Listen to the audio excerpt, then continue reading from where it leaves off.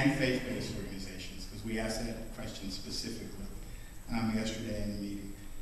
But it will go to those groups who are working with schools or service providers, improving education and developmental outcomes for young people in tough areas.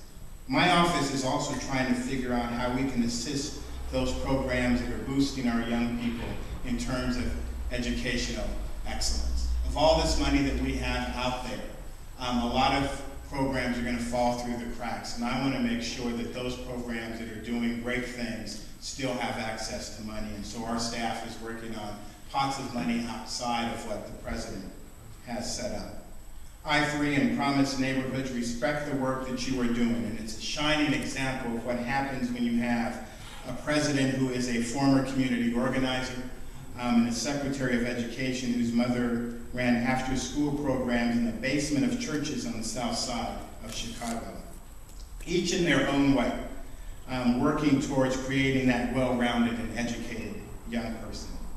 Since I began my job in May, as the minister said, we have been traveling all over this country. We have been to 20 cities in 17 states, now 21 cities in 18 states. And I've seen programs that are creating well-rounded and educated young people, not only because of the policies coming from Washington and from state legislatures, but because of the effect and the effort of hardworking and dedicated individuals like Miss Diane Latiker, who feared for her teenage daughter's safety when she wanted to hang out with her friends in a neighborhood plagued by violence on the south side of Chicago. So instead of having her daughter out there, she opened up her own home so that her daughter and friends could have a safe place to go. Off the Block, as it's now called, has grown from those small beginnings to serving over 300 young people last year. Ms. Latiker, on the bottom floor of her house, has computer terminals, tutoring and mentoring sessions, rap sessions, and has even converted one of her bedrooms into a music recording studio. We're like a young AmeriCorps member working on a school community partnership program in Baltimore with Waverly Elementary and Middle School. He identified safe passage to school, going to and from school safely. That safe passage was one of the critical concerns of parents. So in response, he used Google Maps to chart where each of the students in the school lived, and then used the map to create key walking paths to and from school. Not only does he do that, but then he goes door to door on these routes and asks neighborhood residents to sit on their porch and keep an eye out for the safety of children in the morning and the afternoon. In our travels across this great country, we have seen the creation of well-rounded and educated young people, not only because of visionary leadership from elected officials, but because churches understand that the creation of a better future for our children is a shared responsibility, and they've begun to work outside the walls of their tabernacles, like in Orlando, where many churches have adopted a local elementary school. The churches then work with the school staff each week to identify critical needs and then publish the needs in their church bulletin every Sunday. The parishioners then kind of peruse the list and figure out where they can help. The churches have become a regular source of assistance to the schools in Orlando. Or like in the East End Cooperative Ministry, an interfaith organization in Pittsburgh, serving at-risk youth and their family. EECM has solved the challenge of community-based organizations and schools working together and coordinating their efforts by actually staffing classrooms and working every single day in the school during the regular school day.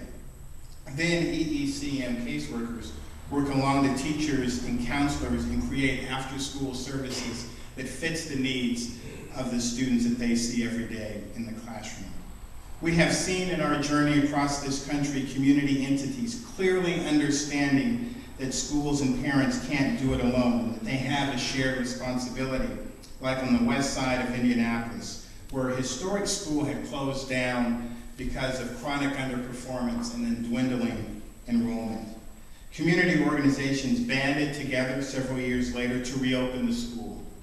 Now more than 50 local organizations and community leaders partner with George Washington Community High School and have created a full-service community school to provide an array of on-site support services, not just for the students, but for the community, including tutoring and mentoring and after-school enrichment programs for the kids, healthcare opportunities for the individuals who live in the community, mental health care, leadership classes, physical fitness in a beautiful gym that they've created, and fitness center that neighbors work out with the football team and the basketball team, and they've really created a great sense of community.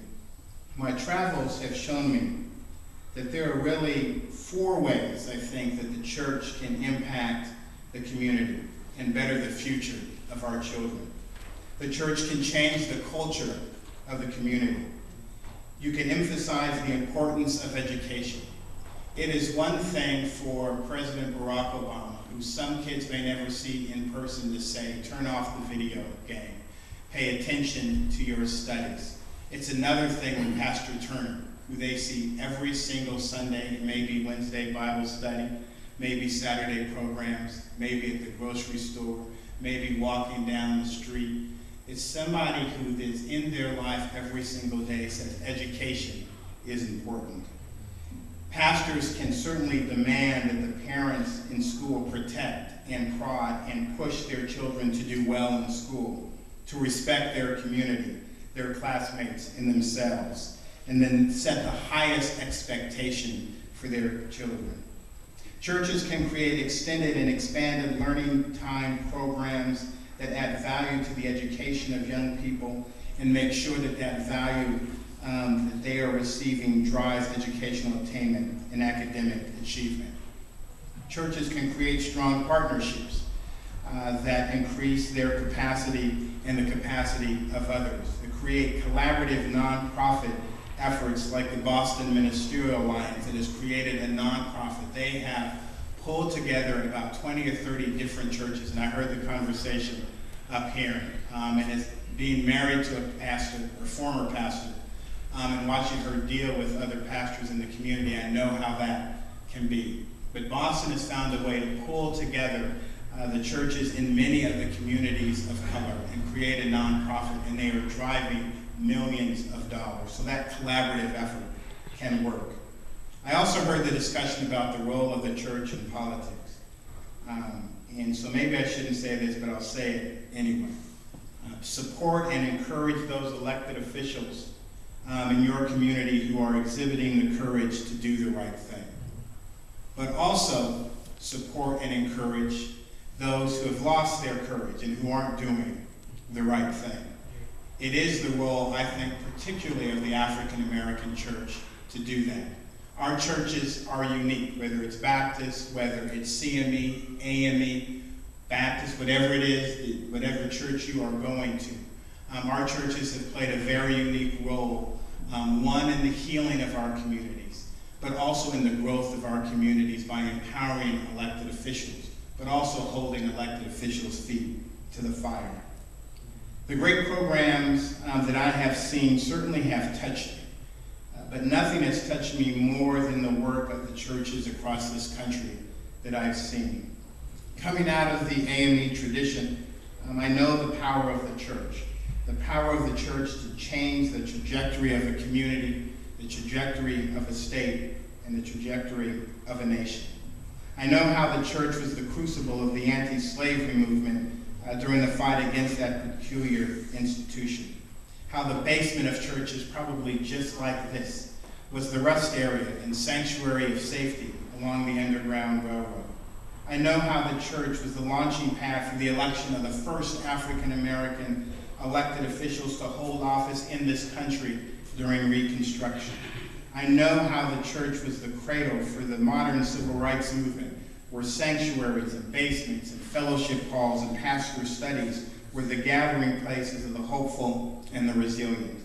And I know how the church can once again be that sanctuary of safety for our children who are facing unspeakable violence today. How the church